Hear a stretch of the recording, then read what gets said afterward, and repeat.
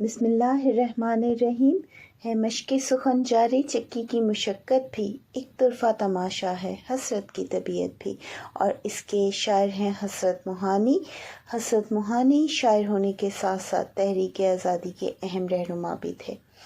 ان کی زندگی کا ایک بڑا حصہ قید و بند کی صحبتیں جھیلتے گزرا، کیونکہ آپ تحریک آزادی کے اہم رہنما بھی تھے۔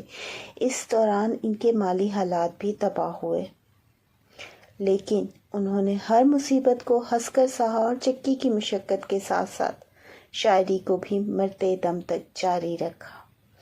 یہ شعر ان کی سیاسی جدوجہد کی مثال ہے۔ چکی کی مشقت سے مراد جیل کی صحبتیں ہیں اور مشق سخن سے مراد ان کی انقلابی شاعری ہے۔ اس شعر میں وہ اپنی زندگی کی دو متضاد پہلوؤں کو بیان کر رہے ہیں کہ ان کی زندگی میں دو چیزیں بہت اہم تھیں، ایک ان کی شاعری اور دوسرا ان کے لیے تحریک آزادی اور حق کی آواز بلند کرنا، جسے وہ اپنی زندگی میں ساتھ ساتھ لے کر چل رہے تھے۔ وہ عشق یا شاعری کے پردے میں سیاسی جور و جفا کا ذکر بھی کرتے رہے، جس کی وجہ سے انہیں بارہا جیل کی چکی بھی پیسنی پڑی اور پولیس کے کوڑے بھی کھانے پڑے، لیکن کلمہ حق ہمیشہ ان کی زبان پر رہا۔ اس شعر میں بھی وہ یہی انداز اپنائے ہوئے ہیں اور ان اپنے مزاج کو بتاتے ہوئے کہتے ہیں کہ قید و بند میں چکی پیسنے کے ساتھ ساتھ شاعری بھی چل رہی ہے، یعنی وطن کی محبت اور محبوب کی محبت ایک ساتھ ہے۔ اسی وجہ سے حسرت موہانی نے اپنی فطرت اور طبیعت کو ایک طرفہ تماشا قرار دیا۔ حسرت موہانی کا یہ شعر ان کی زندگی کے دو متضاد پہلوؤں کو اجاگر کرتا ہے۔ ایک طرف وہ جیل میں چکی پیسنے کی سخت مشقت میں مصروف ہیں اور دوسری طرف وہ اپنی شاعری کی مشق بھی جاری رکھے ہوئے ہیں۔ اس شعر میں حسرت موہانی نے اپنی ہمت اور حوصلے کا اظہار کیا، جو انہیں مشکل حالات میں بھی اپنی تخلیقی صلاحیتوں کو برقرار رکھنے کی ترغیب دیتا ہے۔ وہ عملی جہاد بھی کر رہے ہیں اور قلمی جہاد بھی، اور اسی کا حوالہ ہمیں اس شعر میں دیکھنے کو ملتا ہے۔ میرے دل پہ کیوں تہمت بے تابی، یا نالائے مضطر کی جب مجھ میں ہو قوت بھی۔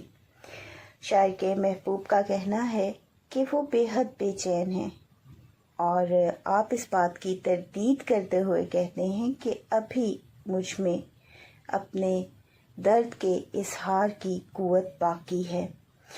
حسرت محبت کے خوشگوار ماحول کے بہترین، مقبول ترین اور مہذب ترین مصور اور ترجمان ہیں۔ وہ خالص غزل کے شاعر ہیں۔ ان کے شعروں میں ہر اس شخص کا اس کے جذبوں کا اظہار ہے جو محبت کے خوبصورت جذبات رکھتا ہے، اس کے خیالات کی ترجمانی دیکھنے کو ملتی ہے۔ اس شعر میں بھی وہ اپنے دل کی کیفیت اور محبوب سے شکوہ بیان کر رہے ہیں۔ شاعر کا کہنا ہے کہ میرے دل پر بے قراری اور بے چینی کی تہمت کیوں لگاتے ہو، جبکہ میرے اندر تو اضطراب اور بے چینی کی فریاد کرنے کی طاقت بھی موجود ہے۔ حسرت موہانی کا یہ شعر عاشق کی بے قراری اور محبت میں بے چینی کے جذبات کو انتہائی نفاست اور گہرائی سے بیان کرتا ہے۔ وہی جو ادب کی روایت ہے، اس کی ایک کیفیت کا اظہار ہے جس کی آپ بہت خوبصورت انداز میں ترجمانی کر رہے ہیں کہ وہ کس طرح بے قرار ہوتا ہے اس راہ پر چلنے والا اور کس قدر بے چین رہتا ہے۔ شعر کے دونوں مصرے ایک دوسرے سے گہرا ربط رکھتے ہیں، عاشق کی داخلی کیفیت کو اجاگر کرتے ہیں۔ حسرت کہتے ہیں کہ مجھ پر بے تابی کے الزام لگائے جا رہے ہیں کہ میرا دل محبوب کے لیے بے حد بے تاب ہے۔ وہ کہتے ہیں کہ اگر میرا دل واقعی بے تاب ہو تو وہ نالائے مضطر یعنی فریاد کی سکت بھی نہ رکھتا ہو، کہ وہ اتنا بے چین ہو جائے کہ وہ رونے کی اور فریاد کرنے کی سکت بھی کھو بیٹھے، لیکن ایسا نہیں ہے، ابھی مجھ میں اتنی سکت باقی ہے۔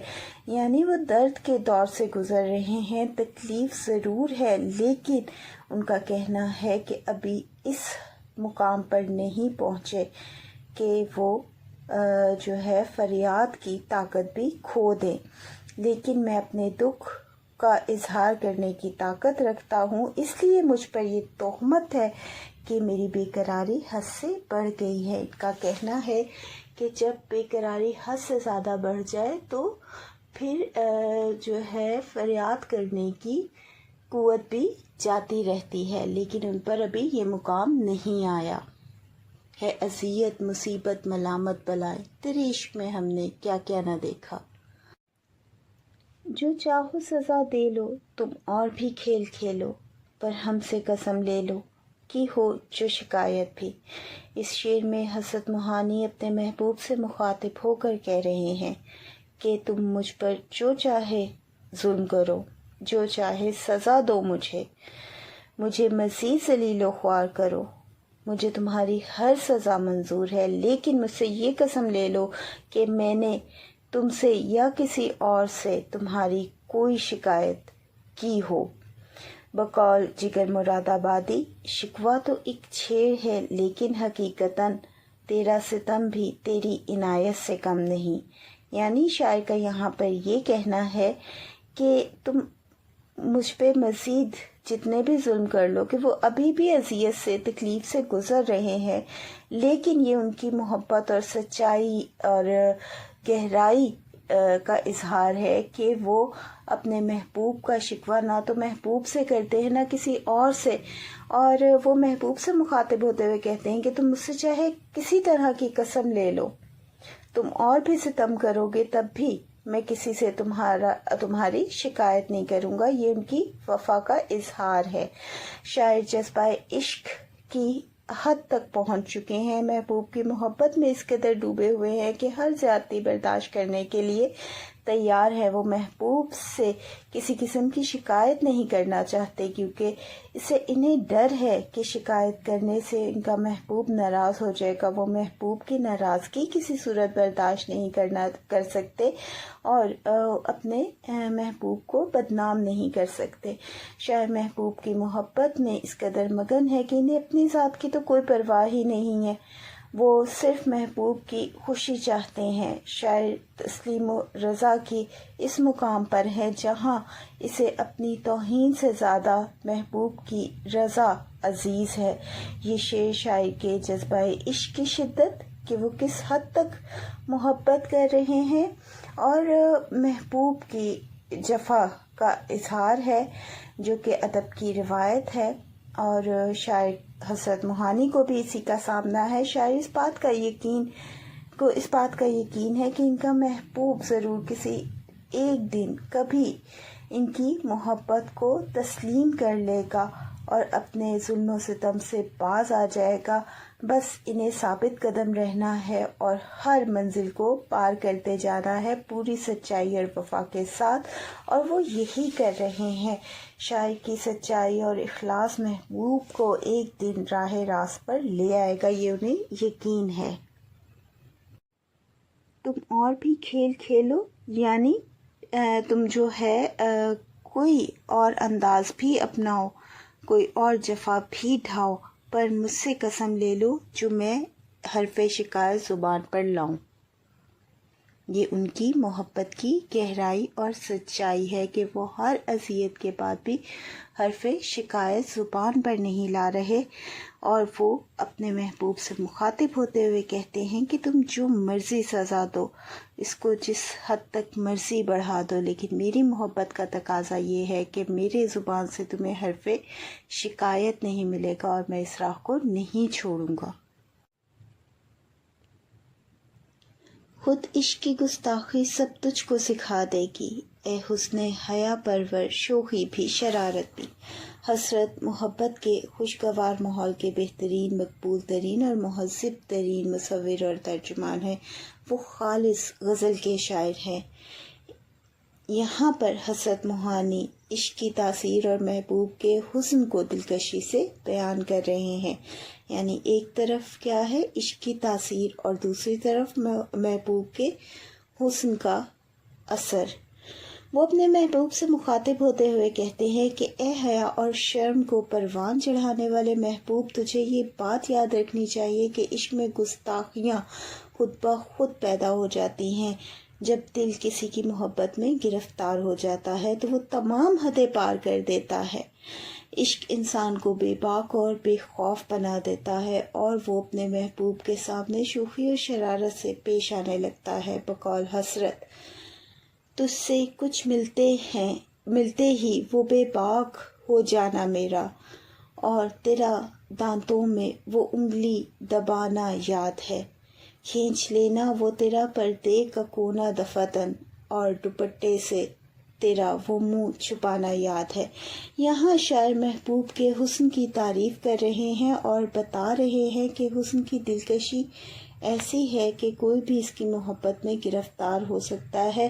جب کوئی شخص عشق میں مبتلا ہوتا ہے تو وہ محبوب کے سامنے تمام آداب اور رسومات بھول جاتا ہے اور صرف محبت کا اظہار کرتا ہے۔ اس شعر میں بھی شاعر نے عشق کی بے باکی اور محبوب کے حسن کو دلکشی اور خوبصورتی سے بیان کیا ہے۔ یہ شعر حسرت موہانی کی عشقیہ شاعری کا عمدہ نمونہ ہے۔ عشاق کی دل نازک، اس شوخ کی خو نازک، نازک اسی نسبت سے ہے کار محبت بھی، کہ محبت بھی ایک بہت نازک جذبہ ہے اور عشاق کے دل بھی بہت نازک ہوتے ہیں، ہلکی سی محبوب کی بے رخی سے بھی ٹوٹ جاتے ہیں، اور اوپر سے جو محبوب ہے وہ ادب کی روایت میں وہ بھی بہت نازک مزاج ہوتا ہے۔ تو اس سارے خیال اور تصور کو آپ بہت خوبصورت انداز میں بیان کر رہے ہیں۔ حسرت محبت کے خوشگوار ماحول کے بہترین اور مقبول ترین شاعر ہیں۔ حسرت موہانی اس شعر میں محبوب کے ناز و ادا اور عشاق کے دل کی نزاکت کو بیان کر رہے ہیں۔ ایک طرف ان کے ناز و ادا اور اوپر سے عشاق کے دل بہت نازک ہوتے ہیں۔ وہ کہتے ہیں کہ عشاق کے دل بہت نازک ہوتے ہیں اور محبوب کی عادتیں بھی بہت نازک ہوتی ہیں۔ بقول شاعر، خدا جب حسن دیتا ہے نزاکت آ ہی جاتی ہے۔ جس طرح نازک چیزیں آسانی سے ٹوٹ جاتی ہیں، اسی طرح محبت کا معاملہ بھی بہت نازک ہوتا ہے۔ اگر محبوب تھوڑی سی بے رخی دکھائے جو اس کی روایت ہے تو عشاق کا دل ٹوٹ جاتا ہے اور یہ اس کے لیے درد کا باعث ہوتا ہے۔ اس شعر میں حسرت موہانی نے محبت کی نزاکت اور محبوب کے ناز و ادا کو خوبصورتی سے بیان کیا ہے، اور عاشقوں کے دل بہت حساس اور نازک ہوتے ہیں۔ وہ اپنے محبوب کی طرف سے تھوڑی سی بھی بے رخی برداشت نہیں کر سکتے۔ محبوب کی عادتیں اور مزاج بھی بہت نازک ہوتے ہیں کہ وہ بھی کچھ ایسا ہی ہوتا ہے، وہ بھی ذرا سی بات پر ناراض ہو جاتا ہے۔ محبت کا معاملہ بہت نازک ہوتا ہے، اس میں ذرا سی بھی غلطی چاہے وہ کسی طرف سے بھی ہو رشتے کو توڑ دیتی ہے، ختم کر دیتی ہے، فاصلوں کا باعث بن جاتی ہے۔ حسرت موہانی نے محبت کی نزاکت اور محبوب کے ناز و ادا کو خوبصورتی سے بیان کیا ہے، یعنی دو پہلو ساتھ ساتھ چل رہے ہیں۔ یہ شعر ان کی عشقیہ شاعری کا عمدہ نمونہ ہے۔ اے شوق کی بے باکی، وہ کیا تیری خواہش تھی، جس پر انہیں غصہ ہے، انکار بھی، حیرت بھی۔ حسرت موہانی کی جب بے چینی اور بے تابی حد سے زیادہ بڑھ گئی تو وہ اپنے جذبات کا اظہار کرنے کے لیے محبوب کے در پر جا پہنچے، جس پر ان کے محبوب کو غصہ بھی آیا، اس نے انکار بھی کیا اور اس کے اس رویے پر وہ حیرت زدہ بھی تھا۔ تو اسی تمام معاملے کو آپ بیان کر رہے ہیں کہ جب عشاق کی کیفیت اور بے قراری حد سے زیادہ بڑھ جائے اور دل اتنا بے چین ہو جائے تو وہ یہ انتہائی قدم اٹھانے پر مجبور ہو جاتے ہیں دل کے ہاتھوں کی، اور جاننا چاہتے ہیں کہ وہ سوال کریں کہ شاید ان کے جذبات کا ان کے محبوب کے دل پر کوئی اثر ہوا ہو، اور وہ ان کی کیفیت دیکھ کر، ان کی حالت دیکھ کر ان پر رحم کھا لے۔ تو یہی تمام صورتحال کا سامنا حسرت موہانی کو بھی تھا کہ وہ پوری سچائی کے ساتھ اس راہ پر چل رہے تھے، لیکن جب بے چینی حد سے زیادہ بڑھی تو انہوں نے اپنی کیفیت کا اظہار اپنے محبوب سے کر دیا، لیکن اس کا نتیجہ یہ ہوا کہ اسے غصہ بھی آیا، انکار بھی کیا اور ان کے اس رویے پر وہ حیرت زدہ بھی تھا۔ میں اسی خیال سے آج تک اسے دل کی بات نہ کہہ سکا کہ وہ رنج و غم سے ہے، بے خبر کہیں مسکرا کے نہ ٹال دے۔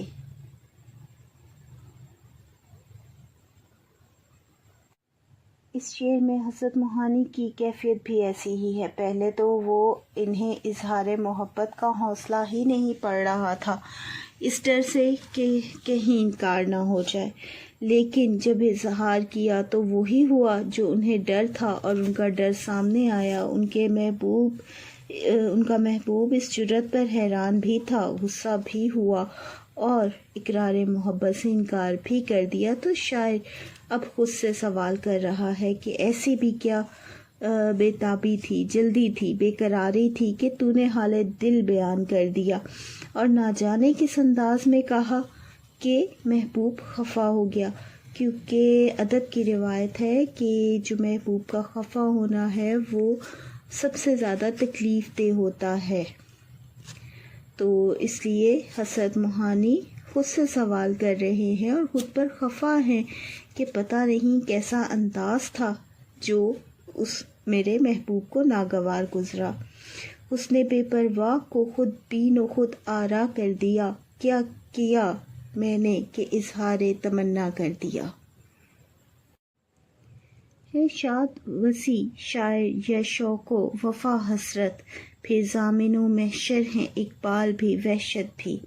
حضرت موہانی نے جس زمانے میں اردو غزل گوئی میں مقام بنایا، آپ خالص غزل گو شاعر ہیں، اور بہت آپ سیاسی جد و جہد میں بھی رہے، لیکن آپ نے اپنی شاعری کو نہیں چھوڑا، اور آپ نے غزل شاعری کی، اور اس دور میں کی جب نظم کی طرف رجحان زیادہ تھا، اور جب اردو نظم کو عروج حاصل تھا، بڑے بڑے نامور شعراء اردو نظم میں شاعری کو ترجیح دیتے تھے، کیونکہ اس وقت ادب میں کئی تبدیلیاں بھی آ رہی تھیں۔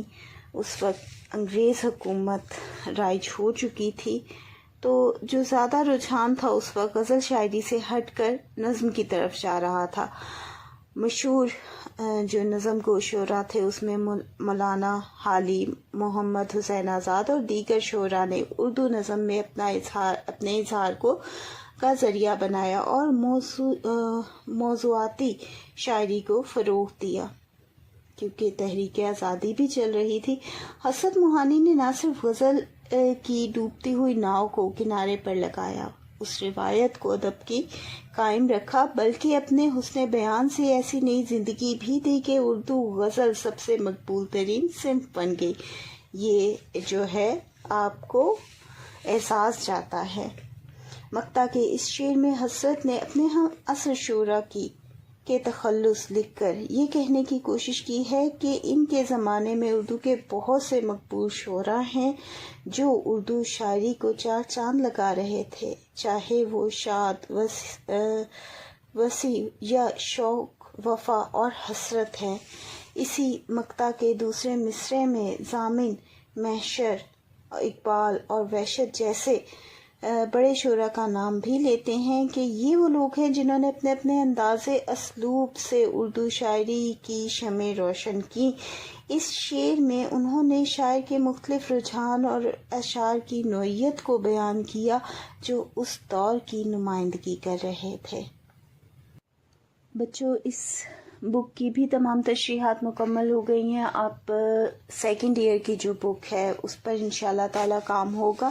آپ اس چینل کو مزید بچوں تک آگے پہنچاؤ، اور جو 1K سبسکرائبر ہیں اور 4K واچ ٹائم کا کرائٹیریا ہے اس کو کمپلیٹ کرنا تاکہ پاسبل ہو۔